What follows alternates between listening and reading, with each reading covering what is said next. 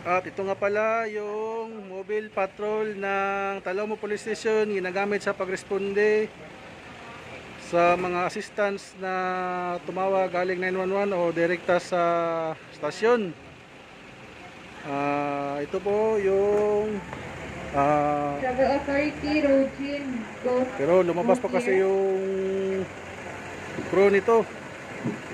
Ito po mobile 74 ng Talomo Police Station, ginagamit po sa assistance pag may tawag at pagpapatrolya sa jurisdiction po ng area ng Talomo Police Station.